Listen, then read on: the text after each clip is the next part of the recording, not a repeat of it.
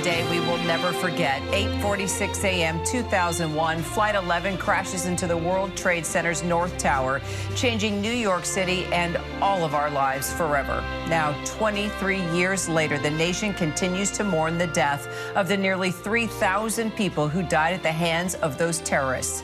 But the victims didn't just come from those deadly plane crashes in New York City, the Pentagon, and Shanksville, Pennsylvania. The New York City's fire department just announced this week that firefighters are still dying today as a result of illnesses that they got from responding to those terrorist attacks. My next guest was not only one of the 9/11 responders who spent days at Ground Zero helping with cleanup efforts, but went through more than 40 agonizing surgeries after an 8,000-pound beam fell into his foot. But John Feal has never stopped living or dedicating every day of his life since that moment, working tirelessly for health benefits for those who still remain in desperate need of medical services as a result of the illnesses caused on 9/11. 9/11 Heroes and Vets advocate of the Feel Good Foundation, John Feal, joins me now. John, good to see you. Appreciate you so much being with us today. Thank you for having me. So we learned a pretty staggering fact this week that more FDNY firefighters have died from 9/11 related illnesses in the last 23 years than the day they responded to the number of people that died on those because of those terrorist attacks. Can you just, put that into perspective for us as we think about that? So actually, the FDNY says 371, but it's more like 700.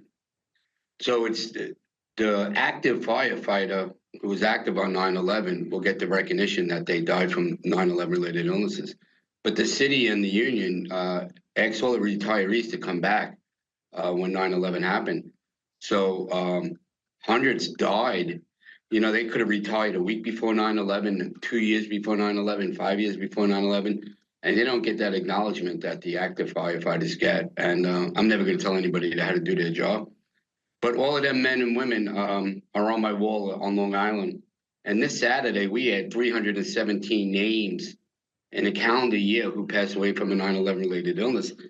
And now NIOSH, who administrates the World Trade Center Health Program, we have it now at 6,700 plus people, responders and survivors, who have died from a 9/11 related illness.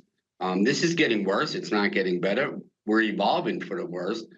And, we were just in D.C. In July introducing legislation to get funding for the World Trade Center Health Program.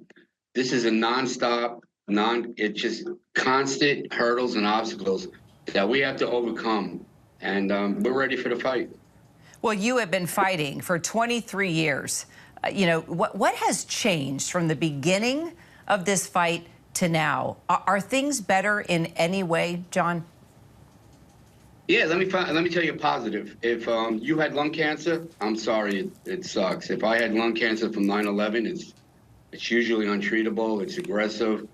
But now in the 9/11 community, we have a higher survival rate than the general population because our doctors have 23 years of expertise in environmental diseases and stuff like that. That's the good news. The bad news is so many people, over 30,000, have a certified 9/11 related illness. There's 132,000 plus in the World Trade Center Health Program, uniform and non-uniform. 9/11 is still killing. Those who died because of senseless violence on 9/11, my heart bleeds for them.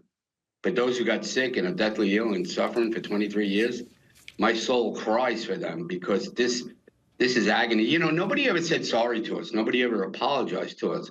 And creating the World Trade Center Health Program was their apology. But they held that apology like a carrot at the end of a stick. And I can't wrap my arms around this, but we had to chase that carrot for 2 decades in D.C., and we're still doing it, and we're still fighting. And listen, I don't mind going to Congress and beating them up. We're 19 for 19 and getting legislation passed. We're going to get this done before the end of the year. And that's what I wanted to know. What continues to be your biggest challenge to this day, John? More and more people getting sick. The programs have to change. They have to adjust. They have to evolve with us. In 2015, when we got the World Trade Center Health Program extended till 2090, which we have enough money to make it till 2090. The pay for was for 10 years. Everything else after that would go in the president's budget, the omnibus. We fell short of our pay for because in medical inflation, in 2015, there was 70,000 people in the program. Now there's 132,000 people in the program. So there needs to be smarter people than me figuring out what the near future and the long term is going to be so we can better assist, treat, and take care of these men and women, uniform and non-uniform. I don't care if you're black, white, tall, short, skinny, Republican, Democrat, man, woman. We're human beings. And when we lack empathy, we fail at being human beings and doing our jobs to serve and protect these men and women. And it seems every time we talk about 9/11, we always say, never forget. I mean, that was the slogan from that day, right? But there seems to still be so many heroes forgotten. What work still needs to be done? Well, we all could do a better job in doing outreach. I mean, right now, if anybody in Lower Manhattan's watching this and they live south of work, they went to school, lived or went to school in Lower Manhattan, south of Canal Street, to the Brooklyn Bridge, to the water, they're entitled to everything a 9/11 responder gets, the free health care and the compensation from the VCF. I implore them to get into the program. There's enough money for everybody. There's enough money to get compensated. There's enough till 2090 for everybody. And you're not taking money away from anybody. And this bill's presumptive. That means if you lived or worked or went to school in Lower Manhattan, south of Canal Street, and you got sick, it's presumed that 9/11 caused it. Get in the program, protect yourself. It's that simple. And I would be remiss if I go ahead. I would be remiss if I didn't ask you just how you are doing. How's your foot? How's your health? I mean, I know you spend every single minute fighting for others, but I also know that you need to take care of yourself too, John. And I'm just wondering how you're doing physically, mentally. I'm never gonna, my injury pales in comparison. I am so insignificant to those who got sick or those who died. I was talking to NJ Burkett a couple weeks ago, and, NJ was down there covering that. And, going to help NJ get into the program now. And, the media, reporters, cameramen, producers, the reporters, some of them are on my wall on Long Island, and they're treated as first responders. So anybody in the news business should be in the program as well that was down at ground zero.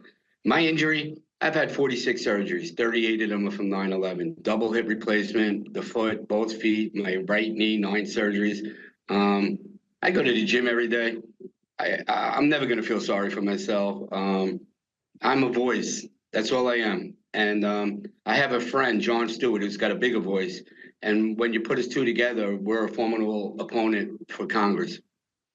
Yeah, the two of you have done some pretty incredible things. I think I made him famous. I think you did too. John Feal, the real John. No, a shout out to John Stewart as well. John, great to see you. It's always tough on a day like this, but we appreciate everything that you're doing. Thank you, John. Thank you for having me. He's now a New York City councilman and came face to face with the former president, as you saw right there